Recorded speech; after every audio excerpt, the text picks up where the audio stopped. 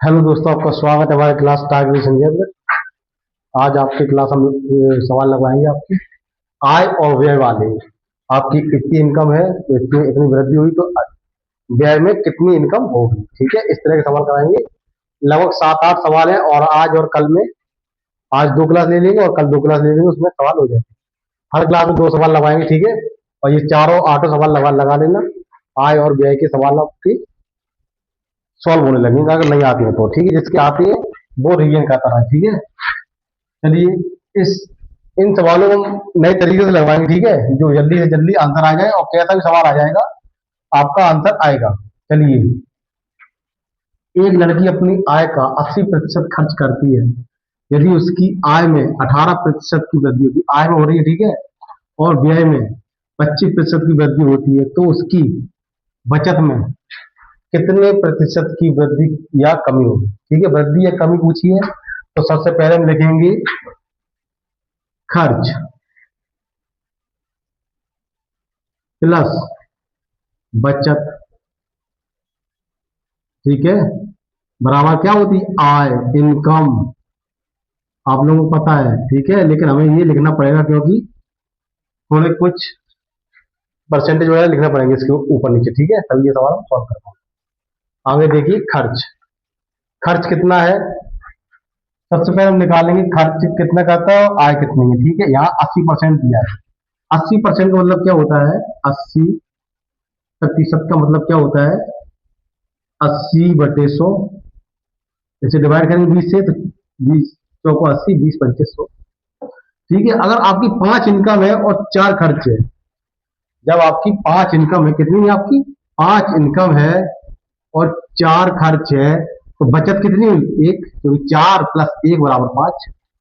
यहां से हम निकालेंगे। ठीक है, कितना कितना परसेंटेज है। ठीक है, अब जो परसेंटेज दिया है उसको हम इससे मल्टीप्लाई करें, खर्च का खर्च से, बचत का बचत से और आय का आय से, जो भी दिया हो। धीमे समझना, सवाल अच्छे हैं। ठीक है, अब आपको ये आने वाली परीक्षाओं में सरलता प्रदान करेंगे। ठीक है, चलिए,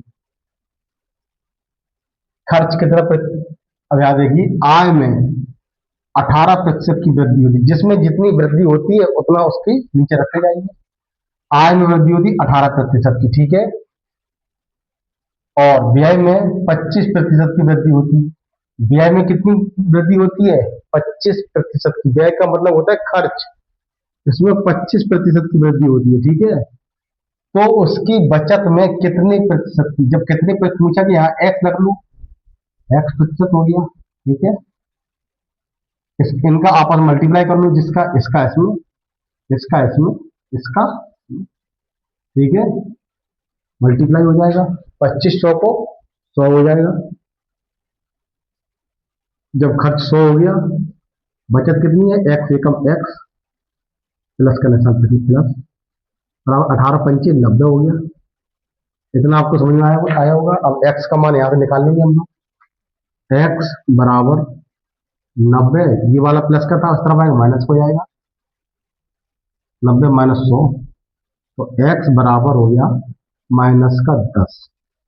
आय कितनी निकली आपकी, सॉरी खर्च, बचत, सॉरी बचत में कितने प्रतिशत की वृद्धि या कमी होती है। यहाँ पे माइनस में आया तो इसका मतलब 10% की कमी। ठीक है, 10% की कमी होगी, कमी होगी। ठीक है, माइनस में कोई भी चीज आएगी कमी होगी, प्लस में होगी तो वो चीज आपकी वृद्धि होगी। ठीक है, अब अगला सवाल आपके लिए लेके आएंगे। आज का दूसरा सवाल है, ध्यान से समझना सवालों को। ठीक है, ध्यान से आपको समझना है, जरा सा भी अब इधर उधर हुए सवाल आपका गलत होने का पूरा पूरा चांस है। हल, अब ये आपका दूसरा सवाल है, थोड़ा सा चेंज है, बस केवल आपको समझाने के लिए हमने ये दूसरा सवाल बनाया है। वैसे ही करना है जैसा आपने बताया था, पहले आपको लिखना है खर्च प्लस बचत बराबर क्या होती है, आय, इनकम।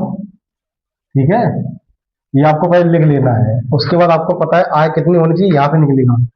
लड़का अपनी आय का 75% खर्च करता है, और 75% खर्च करता है तो कुछ ना कुछ बचता भी होगा। ठीक है, तो यहाँ से निकाल लो 75% कैसे होता है। 75% बराबर होता है 75/100।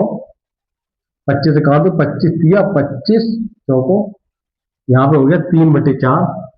तीन तीन हो 4 होगी पूरी इनकम, और 3 हो गया खर्च, तो बचत हो गई 1। इनका जोड़ा जाएगा तो 4 हो जाएगा। 3 और 1 4 बराबर, 3 और 1 4, 4 बराबर 4। ठीक है, जो जो आय होगी वही तो बचत और खर्च मिलाकर होता है।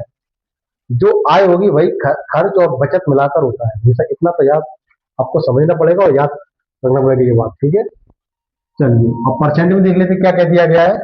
आय में 20% की वृद्धि की जाती है। आय में कितनी की जाती है, तो यहाँ लिख लो 20। ठीक है, 20% की जाती है। और व्यय में, व्यय मतलब खर्च में 10% की वृद्धि की जाती है। वृद्धि का मतलब प्लस में रहेगा। ठीक है, और बचत में क्या होगा पता नहीं, यहाँ पे एक्स लिख ले रही है। बचत में पता नहीं, तो इसका मल्टीप्लाई में आपको बताया यहाँ पे होगा, इसका यहाँ होगा, इसका यहाँ होगा। कर लीजिए,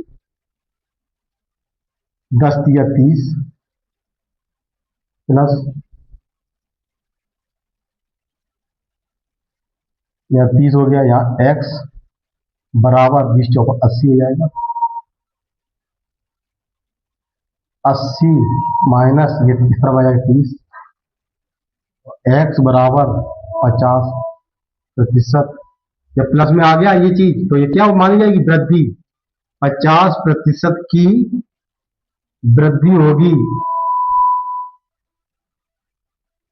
वृद्धि। ठीक है, आप लोग प्लस और माइनस अंदाज लगाएंगे, वृद्धि होगी या कमी। तो 50% की वृद्धि होगी किसमें, बचत में। अब आप ये दूसरी क्लास में सवाल लगाएंगे। ठीक है, पहले ये सवाल के 2 सवाल देख लीजिए, और फिर दूसरे सवाल में दूसरी क्लास में 2 सवाल लगाएंगे। ऐसे आपकी 4 क्लास करेंगे, सारे आय और व्यय के सवाल करा देंगे।